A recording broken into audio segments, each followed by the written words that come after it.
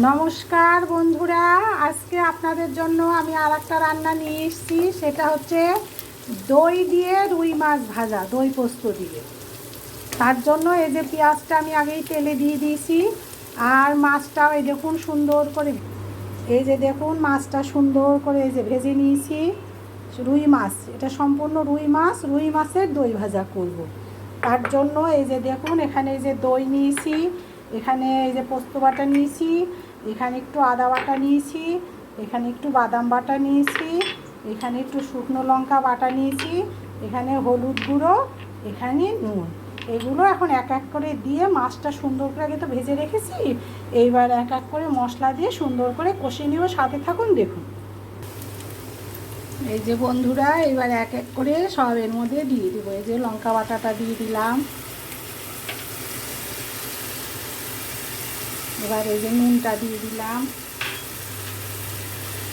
এই যে হলুদ গুঁড়োটা দিয়ে দিলাম,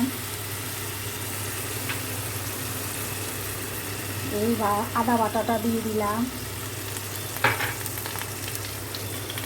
এই টক দইটা দিয়ে দিলাম, এই বাদাম বাটাটা দিয়ে দিলাম। এগুলো সব এক এক করে দিয়ে এটা সুন্দর করে আগে ভেজে নেব। নিয়ে দেখুন যে কী দারুণ, কী অসাধারণ লাগবে খেতে। এই যে পোস্ত বাটাটাও দিয়ে দিলাম, এই যে দেখুন বন্ধুরা, এই যে মশলাটা সুন্দর করে ভেজে নিচ্ছি। আর একটু ভাজবো, তারপরে ওর মধ্যে হালকা করে একটু জল দিয়ে মাছগুলো দেবো। কিন্তু মাছগুলো একদম এরম ভাজা ভাজা হয়ে যাবে, মানে জল থাকবে না।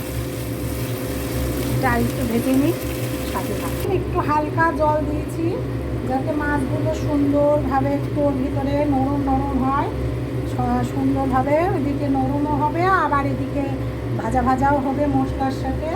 বড় মাছ তো, বড় রুই মাছ, যার জন্য এইভাবে আর কি ভাজাটা করছি। এমনি তো আমরা নর্মাল ভাজা খাই, কিন্তু একটু একটু অন্যরকমভাবে করছি যাতে টেস্টটা বেশি। এবার এটা ঢাকা দিই।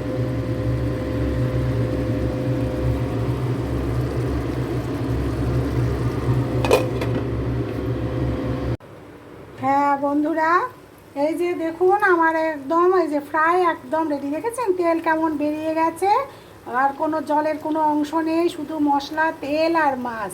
এখন এটাকে সার্ভ করব, আপনারা সাথে থাকুন।